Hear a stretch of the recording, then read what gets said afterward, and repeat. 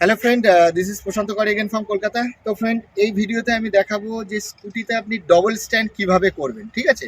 তো ডবল স্ট্যান্ডের অনেক রকম নিয়ম আছে আর কি, আমি দু রকম নিয়মেই দেখাচ্ছি আপনাদেরকে। তো সবার ফার্স্ট অ্যাকচুয়ালি কি হয় অনেকে বোঝেন আর কি, আমি একবার ফাইনাল করছি প্রথমে, ঠিক আছে? এটাকে তুলে দিন। এই একটা নিয়ম খেয়াল করবেন, আমি বাঁ পা দিয়ে করলাম কিন্তু, ঠিক আছে? আচ্ছা, আর একটা নিয়ম হচ্ছে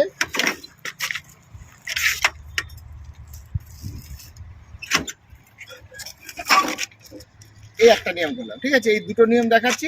এইবার আমি দেখাবো আপনাদেরকে, লজিক বোঝাবো যে এইটা আমি তো উইদিন আ সেকেন্ডের মধ্যে করলাম। এবার এই জিনিসটা অনেকের করতে গেলে অনেক প্রবলেম, মানে জান লাগিয়ে দিচ্ছে, অথচ দেখা গেল একটা টাটকা ছেলে, মানে রোগা ছেলে, সেও কিন্তু এ করে ফেলে দিচ্ছে। তার মানে এটা একটা স্কিল, গায়ের জোর কিন্তু লাগে না। এইবার সবার ফার্স্ট কী করতে হবে, আমাদেরকে বুঝতে হবে যে এই যে আমরা যে ডবল স্ট্যান্ড নিচে দিচ্ছি, ওই যে দেখছেন এখানটা, এর দুটো পাশে দুটো ক্লাম থাকে, এখানে একটা ক্লাম, ওখানে একটা ক্লাম। তো এইবার আমরা যখন করছি আর কি,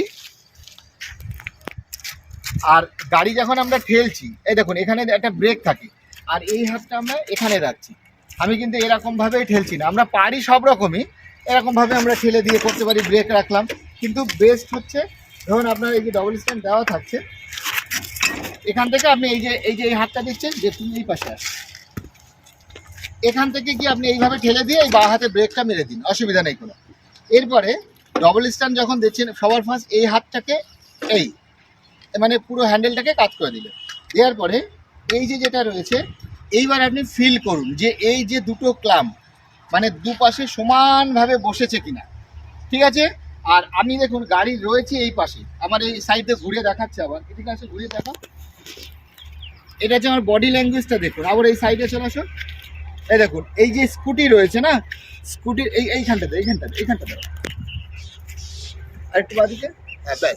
এই দেখো স্কুটির সোজাসুজি আমার বডিটা এখানে রয়েছে, আমি কিন্তু 50% থেকে এই দিকে রয়েছে, ঠিক আছে? এরপরে আপনার এই যে জায়গাটা রয়েছে, একটা বাচ্চা যেমন কোলে নেয় না, এরকম ঝোঁক টাইপের, এই দেখুন এই জাস্ট ঝুঁকছি, এই হয়ে গেল স্ট্যান্ড। এটা হচ্ছে একটা নিয়ম, এটা হচ্ছে আমি লেফট পা দিয়ে করলাম। এইবার হচ্ছে আমার একই জিনিস আছে, দেখুন নামাচ্ছি, এই ব্রেক মারলাম, ব্রেক না দিলে কিন্তু গাড়ি আবার এরকম ডিসব্যালেন্স হয়। এবার দেখুন রাইট সাইডের পা দিয়ে রাখাচ্ছি, তুমি এইদিকে আসো, এখান থেকে মারো, ব্যাস। এবার দেখুন এই পাটা দিচ্ছি, রাইট পা। এই দেখুন প্রথমে কিন্তু আমি দেখে নিচ্ছি যে গাড়িটা আমার কিন্তু দু পাশের ক্লামে কিন্তু সমানভাবে লেগেছে কিনা, এই দেখুন একদম পারফেক্ট। এরপরে এই হাতটা সেম আপনি এরকম করে দিন।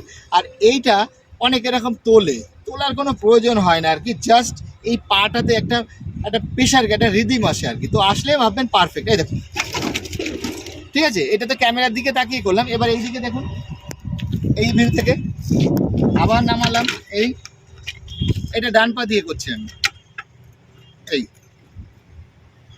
জাস্ট এরকম তুলে দিলাম, আমি কিন্তু এখানেই রয়েছি, জাস্ট ও সরে গেল এরকমভাবে। তো গাড়ির মতো যাবে, আমার গায়ের কোনো জোর লাগছে না, একদম বিন্দু বিসর্গও জোর লাগছে না। তো যাই হোক, যারা এরকম স্কুটিতে স্ট্যান্ড দিতে পারেন না, তো আশা করি এই ভিডিওটা দেখলে আরামসে ক্লিয়ার হয়ে যাবে। অনেকে দেখি এরকম করে জোরে টান দিচ্ছে, কিচ্ছু না, একদম পায়ের সেটিং। এবার দেখুন পায়ের সেটিংটা আমি দেখাচ্ছি, এই দেখুন গাড়িটা এরকম রয়েছে, তো একদম সিম্পল, হ্যান্ডেলটা দেখিয়ে দিন সবার ফার্স্ট, এই রয়েছে, এই জাস্ট এই যে ঝোঁক দিয়ে হয়ে গেল একটা। আবার এখান থেকে এই পা দিয়ে করুন, এরকম করে দিয়ে এই মানে এটাকে এইভাবেই পুরো ডিরেক্ট সরিয়ে দিলাম আর। তো যাই হোক फ्रेंड, इस वीडियो में और कुछ नहीं बोलना है। और এই যে ছোট ছোট জিনিস আছে যেগুলো আপনারা প্র্যাকটিস যদি করতে পারেন আর কি, ছোটোখাটো জিনিস, তো দেখবেন অনেকে আছে না যে বাড়ি তৈরি হয়, যে বেসটা যদি এরকম বাজে হয়, তো পরে যতই করো না কেন একসময় ভেঙে চুরে পড়বে।